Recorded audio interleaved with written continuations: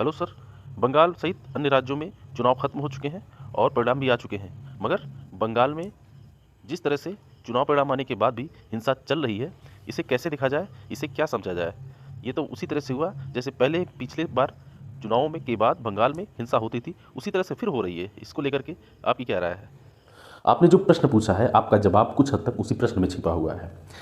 देखिए, बंगाल जो ऐसी वहाँ का जो सेटअप है, पिछले 10 साल 20 साल में जो वहाँ का सेटअप बना हुआ है, पहले वहाँ पर वामपंथियों की सरकार थी। वामपंथियों सरकार के बाद फिर ममता बनर्जी की सरकार वहाँ पर आई। ममता बनर्जी के बाद फिर बीजेपी की सरकार आई। मतलब फिर भी आप देख लीजिए, चुनाव में जिस तरह से चुनाव होने के बाद चाहे कोई पार्टी जीते, हिंसा तब भी होती थी, हिंसा आज भी हुई है।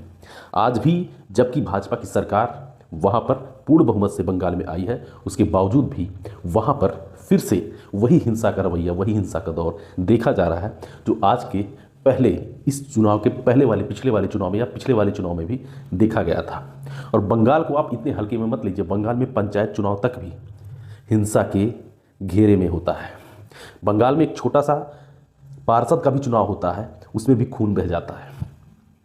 लेकिन यहाँ पर एक चीज़ है, बंगाल में बेशक बीजेपी जीत गई हो, बेशक सरकार वहाँ की बदल गई हो, मगर एक बात तय है, बंगाल में लीगल क्राइसिस बढ़ गया है। संवैधानिक क्राइसिस, एक तरह से जितने संवैधानिक ढांचा है उसकी धज्जियाँ उड़ गई हैं। लॉ एंड ऑर्डर की तो पहले से ही धज्जियाँ उड़ गई हैं, और रहा कसर, जो भी बचा कसर था, उसमें संवैधानिक एजेंसियों की बात न मानते हुए जो चीज़ें वहाँ पे चल रही हैं, ये और भी दुर्भाग्य है।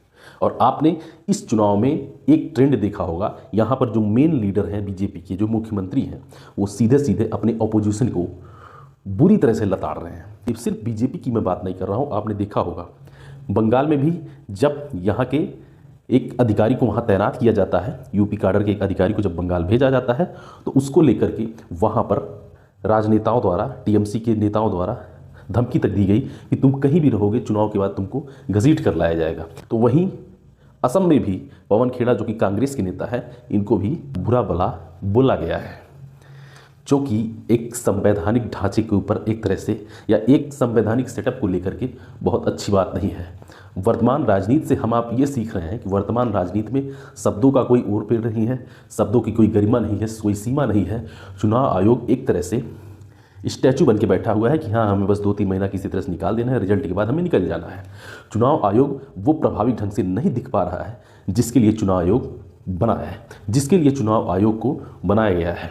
बहरहाल देखते हैं आने वाले समय में क्या होता है।